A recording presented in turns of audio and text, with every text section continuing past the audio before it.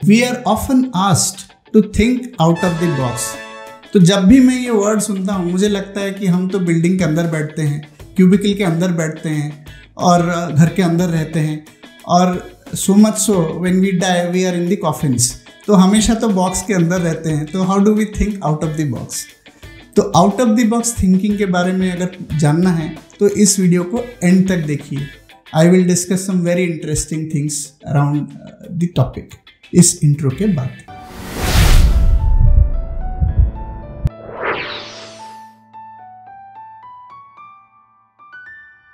तो दोस्तों, thinking out of the box एक बहुत ही इनोवेटिव क्वालिटी है जो बहुत कम लोगों में देखा जाता है. तो इस चीज़ को बताने के लिए मैं आपको एक मेरा स्टोरी शेयर करूंगा जो आज से करीब 15 साल पहले जो मैं एक कंपनी में था उस टाइम की बात है. So I was posted in the UK and I was working in a project. This project was with a client and the client as part of the project required to submit its infrastructure spends to the government. तो वो एक database होता था और उस database में government का database में क्लाइंट्स को अपने डेटा डालने पड़ते थे कि कौन से इंफ्रास्ट्रक्चर में कितना खर्चा हो रहा है. So they used to go into some planning और उस प्लानिंग से कुछ आउटपुट आता था. But that's the long story. तो लॉन्ग स्टोरी शॉर्ट ये है कि गवर्नमेंट के पास एक डेटाबेस होती थी और उस डेटाबेस में क्लाइंट को अपने इंफ्रास्ट्रक्चर प्रोजेक्ट के कैपेक्स और ओपेक्स डेटा डालने होते थे. तो हुआ क्या कि जैसे ही हम इस प्रोजेक्ट में गए और हम प्रोजेक्ट को स्टार्ट किए, so we were like 60% done into the project and then all of a sudden the government actually notified us that they are changing the database. तो उन्होंने डेटाबेस चेंज कर दिया.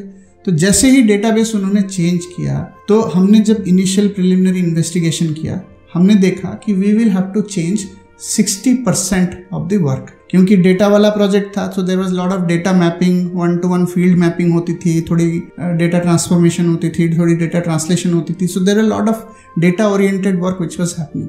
तो इन्होंने अगर डेटाबेस चेंज किया तो हमको भी इधर ये सब चीज़ें फिर से करनी पड़ती. So around 60% of the work was to be reworked क्योंकि ये डेटाबेस में चेंज हो गया. इस टाइम पे अगर आप सोचें तो what is the conventional wisdom. कोई भी मैनेजर जो इस प्रोजेक्ट को मैनेज कर रहा है वो क्या करेगा? What he will do is he'll come to the team and he will tell the team that you know what, the government has changed the database. तो तुम लोग फिर लग जाओ, burn the midnight oil और मतलब काम एकदम करो. अब सैटरडे संडे भूल जाओ, पूरा यहीं पे बैठे रहो और काम खत्म करो क्योंकि हमको 60% रीवर्क करना है. This was not in the budget, I understand, but I am helpless.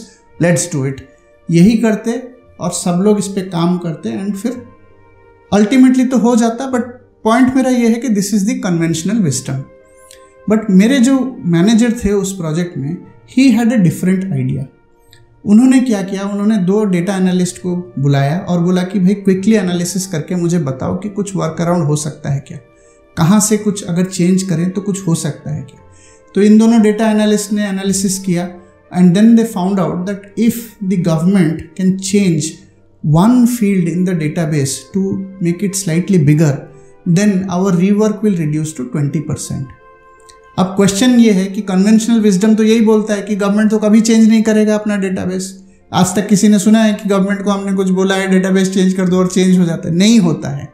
So conventional wisdom यही था कि हम इसको ना ही बोलें और हम अपना 60% का रीवर्क कर लें, रात दिन लगा दें, मिडनाइट ऑयल बर्न कर दें और इसको काम ख़त्म कर लें.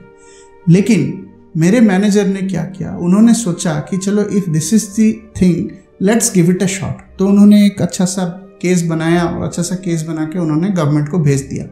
And to everybody's surprise government actually agreed and they came up with this field change in the next 7 days. तो सोचिए जो काम हम 60% हमको एफर्ट लगता वो अचानक से 20% को रिड्यूस हो गया. बट अगर मेरे मैनेजर ने सोचा होता कि चलो जो कन्वेंशनल वे है उसी में काम कर लेते हैं, गवर्नमेंट को कौन पूछता है, तो शायद ये पॉसिबल नहीं हो पाता. तो लेसन क्या है? लेसन ये है कि आप कैसे थोड़ा डिफरेंट सोच सकते हैं, कैसे थोड़ा conventional tried and tested formula से निकल के थोड़ी डिफरेंट ऑल्टरनेटिव सोच सकते हैं.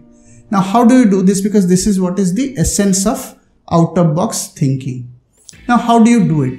So there are certain ways in which you can do this activity. First of all, calm yourself down.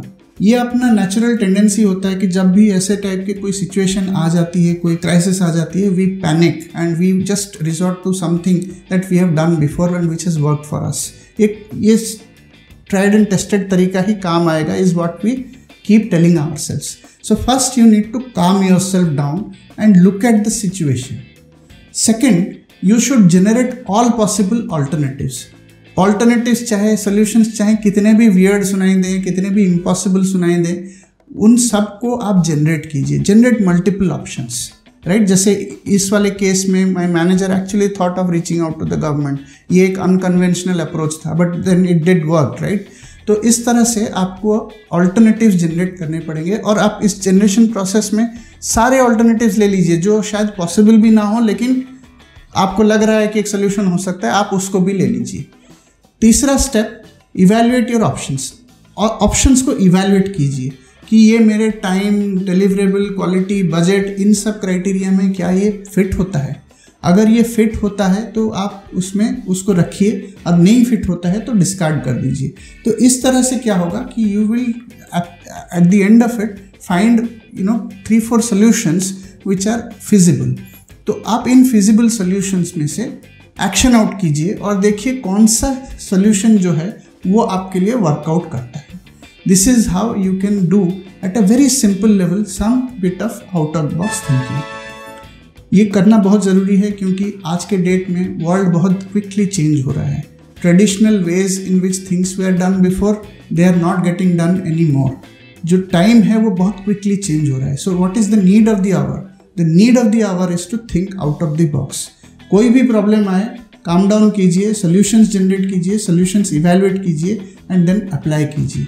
And then when you do this, essentially will translate into some out of box thinking, some out of box solution. If you like the content today, what I talked about, do like and subscribe to my channel and share this video with someone who may need it. ऐसे ही videos और देखते रहने के लिए इस channel को subscribe करें और नीचे कमेंट बॉक्स में you express your opinion, thoughts and topics that you want me to cover so that I can make more interesting content for our working professional friends. Thank you so much for watching and see you in the next video.